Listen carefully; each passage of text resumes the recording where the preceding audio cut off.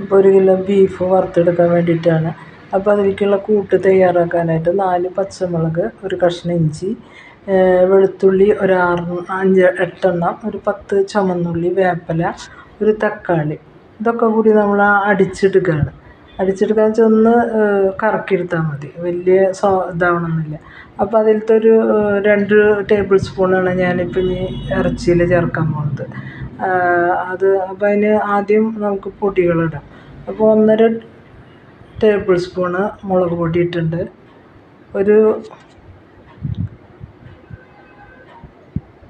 ഒരു സ്പൂണ് പെരിഞ്ജീരകത്തിൻ്റെ പൊടി ഇട്ടിട്ടുണ്ട്, 1 ടീസ്പൂണ് ഗരം മസാല ഇട്ട് കൊടുക്കാം, ഒരു സ്പൂണ് കുരുമുളക് പൊടി ഇടാം, പിന്നെ 1/2 ടീസ്പൂണ് മഞ്ഞൾപ്പൊടി ഇട്ട് കൊടുക്കാം.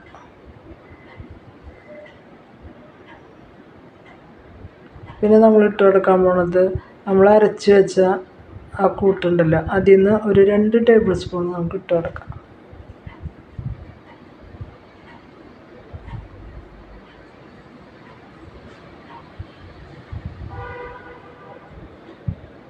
രണ്ട് ടേബിൾ സ്പൂൺ ഇട്ടിട്ട് ഒരു ആവശ്യത്തിന് ഉപ്പിട്ട് കൊടുത്തിട്ട് നന്നായി ഇളക്കി യോജിപ്പിച്ച് ഒട്ടും വെള്ളം ചേർക്കാതെ കുക്കറിൽ അടിച്ചെടുക്കുക.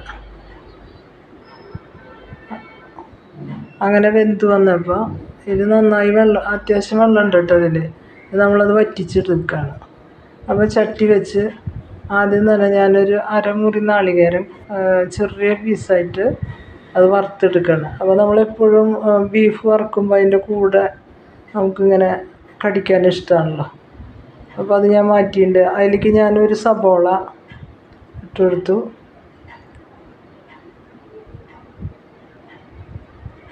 ആ നാളികേരം വറുത്തെടുത്തതിൻ്റെ ഒപ്പം തന്നെ കുറച്ച് വേപ്പലയും കൂടി ഞാൻ ചേർത്ത് വറുത്തുണ്ടായിരുന്നു കേട്ടോ. അപ്പോൾ രണ്ടും വറുത്ത് കോരി മാറ്റി വെച്ചിട്ടുണ്ട്.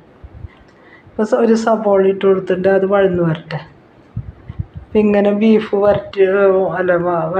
വറുത്തെടുക്കുമ്പോൾ നമുക്കൊരാഴ്ച വരെ, നമ്മളൊക്കെ പണ്ട് കാലത്ത് ഇപ്പോൾ ഫ്രിഡ്ജ് ഉണ്ടായിട്ടൊന്നുമല്ല, അത് വെച്ചാൽ ഇങ്ങനെ കുറേശ്ശെ എടുത്ത് നമുക്ക് ചൂടാക്കി കഴിക്കാം.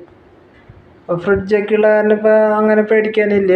അല്ല, അന്നും ഉണ്ടായിരുന്നു ഫ്രിഡ്ജൊക്കെ, ഇപ്പോൾ എല്ലാവരുടെ വീട്ടിലൊന്നും ഇല്ലല്ലോ. എൻ്റെ ഒന്നും വീട്ടിൽ പഴയ കാലത്ത് ഫ്രിഡ്ജ് ഉണ്ടായിരുന്നില്ല. അപ്പോൾ അങ്ങനെ വീട്ടിലൊക്കെ ചെയ്യുന്നത് ഞാൻ കണ്ടിട്ട്. ഇപ്പം ഞാൻ സബോള ആയി വന്നപ്പോൾ ഇഞ്ചി പച്ചമുളക് ആ പേസ്റ്റ് ഉണ്ടല്ലോ ഞാൻ മാറ്റി വെച്ചത്, വെളുത്തുള്ളിയും ചുമന്നുള്ളിയൊക്കെ ഇട്ടിട്ടുള്ളതാണ്. അപ്പോൾ അത് ഇതിൽ ഇട്ട് കൊടുക്കാം. ബാക്കിയുള്ളത് ഇട്ട് കൊടുത്തിട്ട് നന്നായി പച്ചമണം പോണ വരെ അത് ഇളക്കി കൊടുക്കുക.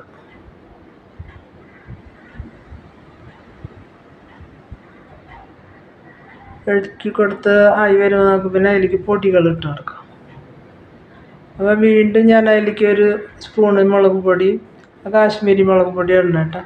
പിന്നെ 1 സ്പൂണ് ഗരം മസാല, 1 ടീസ്പൂണ് കുരുമുളക് പൊടി. ഇത് ഇത്തിരി ചൊടിയിലാണല്ലോ വേണ്ടത്. അപ്പോൾ പിന്നെ തീയൊന്നും വേണ്ട കേട്ടോ. ആ വെളിച്ചെണ്ണയുടെ ചൂടിൽ അതങ്ങനെ ആയാൽ മതി. ഇതിലേക്ക് പിന്നെ ഞാൻ ചേർക്കുന്നത് ഒരു 1/2 ചെറുനാരങ്ങയുടെ നീരാണ്.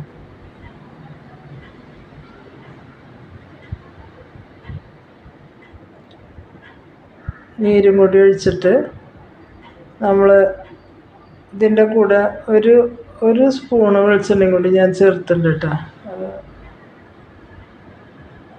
ചേർത്തിട്ട് നമ്മുടെ വറ്റി വന്ന ഇറച്ചി അതിലേക്ക് ഇട്ട് കൊടുത്ത് ഇനി നമ്മൾ ഇളക്കി കൊടുത്ത് അത് ശരിയാക്കി എടുക്കണം.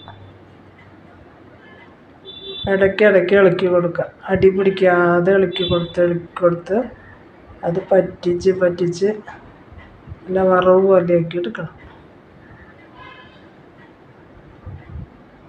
അപ്പോൾ നമ്മൾ ഇടയ്ക്ക് ഇങ്ങനെയൊക്കെ ആയിരിക്കുമ്പോൾ ഒന്ന് ഇടയ്ക്ക് ഇളക്കിയാലും മതി. കുറച്ചും കൂടി കഴിയുമ്പോൾ നമ്മൾ കൈ വിടാണ്ട് ഇളക്കി നല്ല രീതിയിലെടുക്കണം.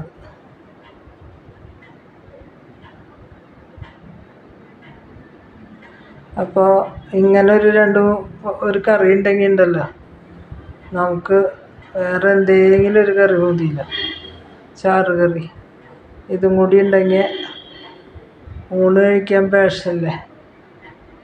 ഇപ്പം ഇന്ന് സൺഡേ ആയതുകൊണ്ട് ഞാനങ്ങനെ ബീഫ് പൊരിക്കാമെന്ന് വിചാരിച്ചു. എന്നും എല്ലാവർക്കും ഇഷ്ടമാണ്, പക്ഷെ ഇതൊന്നും കഴിക്കാൻ പാടില്ല. അപ്പം ഞാനിതിപ്പോൾ ഇത്രയായി വന്നപ്പോൾ ഉണ്ടാ ഒരു ഇതായി വരുന്നുണ്ട്. ഇനിയും ചെയ്യാനുണ്ട് കേട്ടോ. ഇളക്കി കൊടുത്ത് നമ്മൾ ചെയ്തെടുക്കണം. കുറച്ച് മെനക്കെടുണ്ട്. പിന്നെ അത്ര ഹെൽത്തി എന്നൊന്നും ഞാൻ പറയില്ലത്.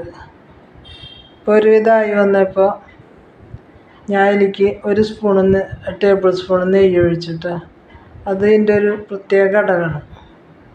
അപ്പോൾ വീട്ടിൽ നെയ്യുള്ളവർ അതും കൂടി ചേർക്കണം, ഒരു സ്പൂൺ.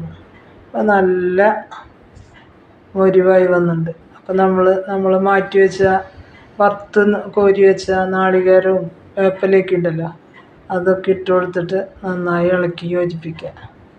ആഹാ, എന്താ ടേസ്റ്റ്! അപ്പം നിങ്ങളൊക്കെ ഇങ്ങനെ ഉണ്ടാക്കി നോക്കുക. നിങ്ങൾക്ക് ഇഷ്ടപ്പെട്ടാൽ ലൈക്ക് ചെയ്യുക, ഷെയർ ചെയ്യുക, സബ്സ്ക്രൈബ് ചെയ്യുക. Thank you.